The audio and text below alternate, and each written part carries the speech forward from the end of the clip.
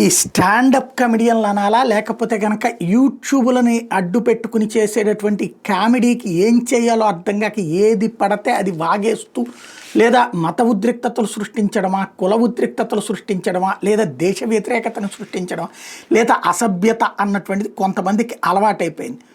ఆ మధ్యన ఏదైతే సొంత తల్లిదండ్రుల మీదనే దారుణమైనటువంటి కామెంట్లు చేసుకొచ్చినటువంటి అహ్లాబాదియాకి సుప్రీంకోర్టు ఘాటైనటువంటి వార్నింగ్లు ఇస్తే ఇప్పుడు అతను క్షమాపణలు చెప్పుకుంటూ తిరుగుతున్నాడు.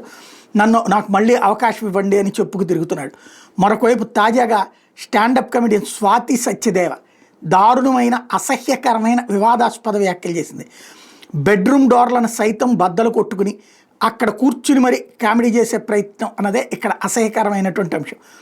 సెక్స్ టాయ్తో తల్లికి దొరికిపోయానంటూ నీచమైనటువంటి కామెడీ ద్వారా ప్రొజెక్ట్ చేసుకునే ప్రయత్నం చేసి రాయడానికి చదవడానికి ఇబ్బందికరంగా ఉన్న ఎబ్బెట్టు కామెడీతో కాంట్రవర్సీ కొని తెచ్చుకున్నటువంటి పరిస్థితి. ఇప్పుడు ఇవి దుమారం రేపుతున్నాయి. స్వాతి కామెడీ మీద నెటిజన్లే విరుచుకుపడుతున్నటువంటి పరిస్థితి. అత్యంత దిగజారుడు కామెడీ, భయంకరమైన కామెడీ. మీ వ్యూవర్షిప్ కోసం ఇంత నీచంగా దిగజారతారా అన్నటువంటి ప్రశ్న వేస్తున్నటువంటి పరిస్థితి. ఫేమ్ కోసం పేరెంట్స్ని ఇంతలా అవమానించారా అంటూ నిలదీస్తున్నటువంటి పరిస్థితి.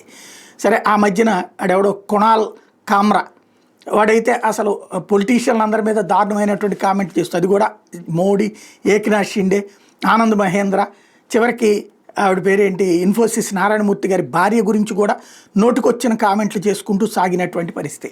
వీళ్ళు ఏంటంటే ఏదో ఒక ఇమేజ్ కోసం లేదా పెర్వర్టెడ్ క్యారెక్టర్లని అట్రాక్ట్ చేయడం కోసం ప్రయత్నిస్తున్నారు.